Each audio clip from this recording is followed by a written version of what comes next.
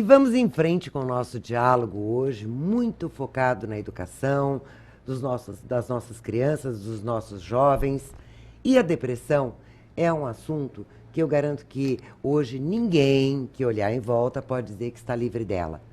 E para falar sobre isso, ainda focado neste universo da nossa infância e dos nossos jovens, né, é que eu já estou aqui na nossa sala de visita com o psicólogo, escritor, palestrante Guilherme Davoli. Prazer.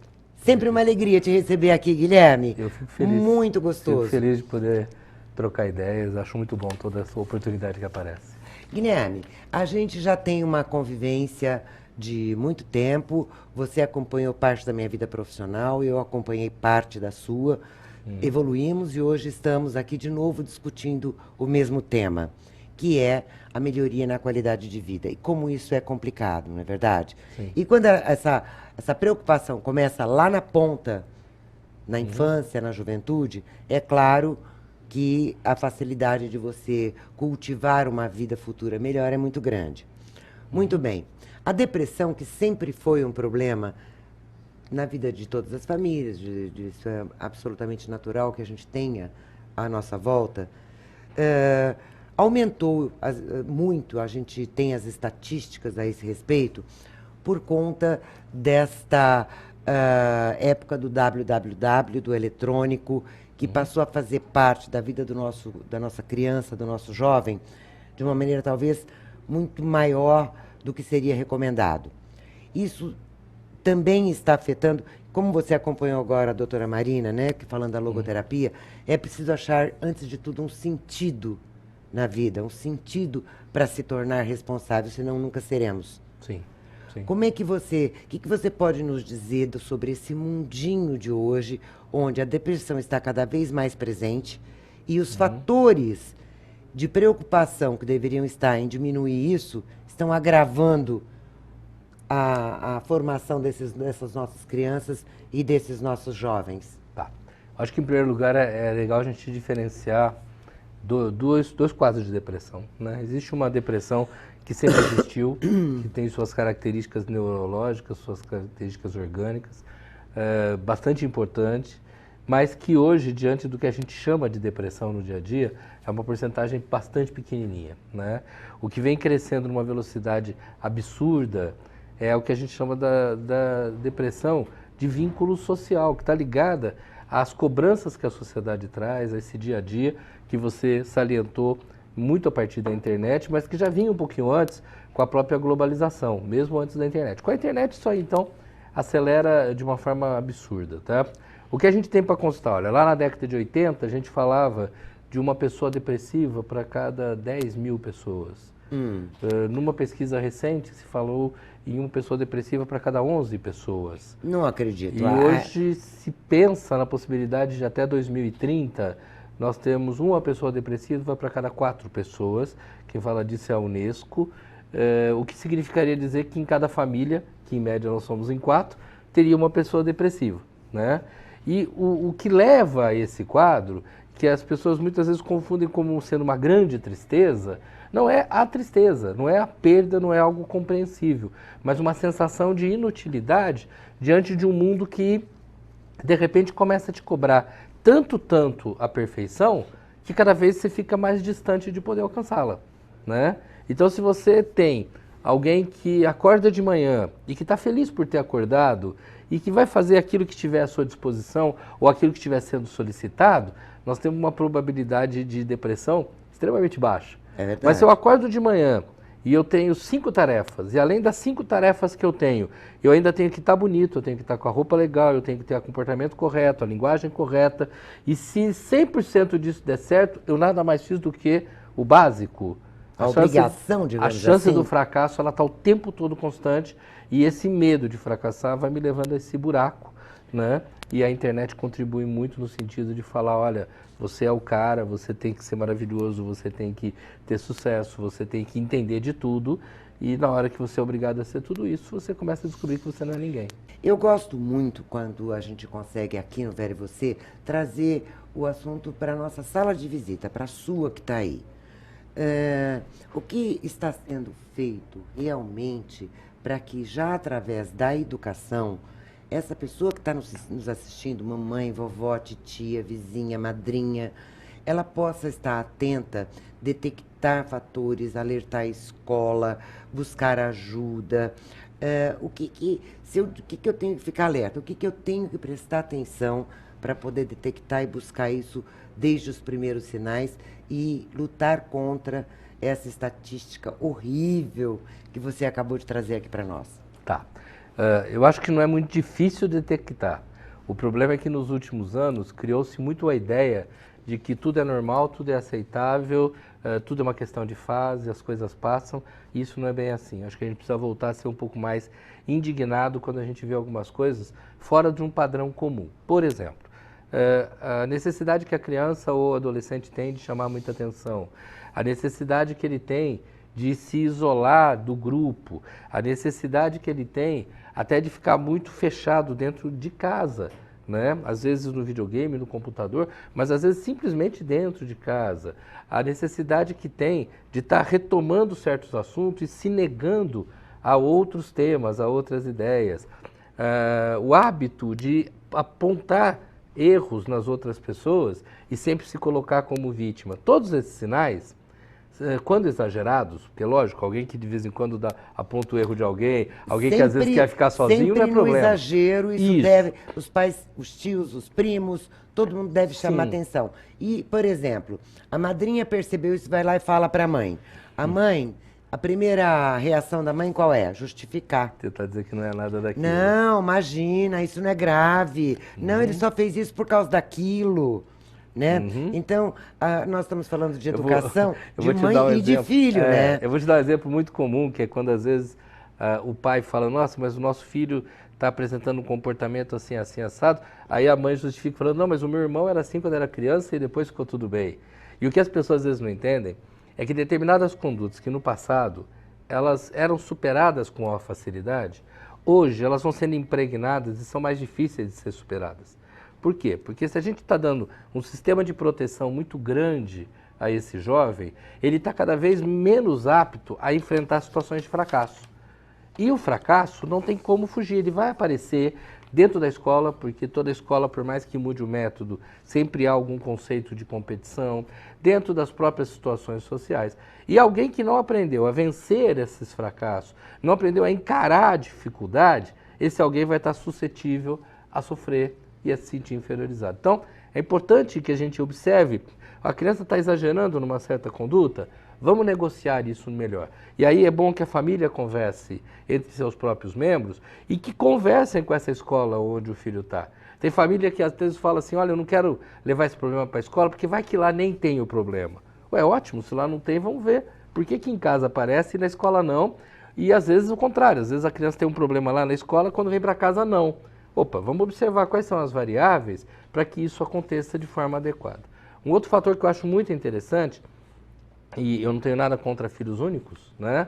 Mas hoje nós temos dois tipos muito grandes de filho único. O único mesmo, e aquele que nasce 10, 12, 15 anos depois e acaba sendo o único, né? Verdade. E que muitas vezes ele se isola no mundinho e ele não tem vizinhos, ele não tem primos, já não tinha irmão.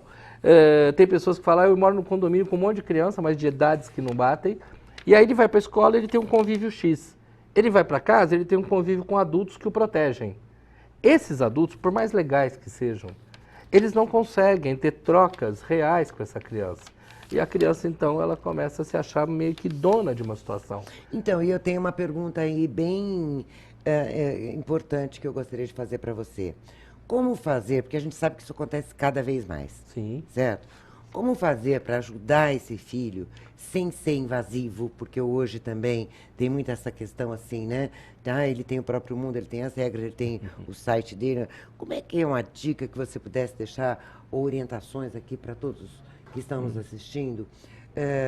Porque o pai vira chato. O pai que fica cobrando muito, tá? Ah, você está muito chato, você só me cobra. Como é que a gente poderia levar isso para uma tocada que não fosse invasiva, que não fosse chata, Guilherme? Eu acho que os pais têm que contar com todas as colaborações possíveis, né? Às vezes a colaboração vem de um primo que tem uma idade intermediária entre os pais e o filho. Então, às vezes o pai quer falar uma coisa, mas o filho vai criar resistência. Aí a gente conversando, um primo um pouco mais velho vai conseguir chegar e levar. Ah, que ideia Às legal, vezes eu gostei trago disso, porque... a crianças de fora, Pois é, né? a criança ouviu o que o amigo fala O sobre que ele. fala. Uma coisa muito legal, e isso a gente está acostumado, às vezes o nosso filho ouve o que o pai do amigo fala, Mas não o que a gente e o fala. que a gente, não, o que a gente fala, e o outro menino lá ouve mais a gente do que o outro. Então, entre os pais, a gente precisa trocar. Os pais precisam aprender a trabalhar com as colaborações, né, com as parcerias. Hoje, quando a gente vai para o campo empresarial, o tempo todo a gente fala de fazer parceria, fazer parceria. Nós temos que fazer parceria com as famílias, com os vizinhos, fazer parcerias com os parentes, que inclusive andam muito distantes, e fazer parcerias com a própria escola. A partir daí, uma frase que vem da escola, que vem de um colega, ajuda essa criança a repensar algo que a mãe falou em casa e que de repente ela não deu atenção, porque aquilo da mãe ficou chato, ficou insistente.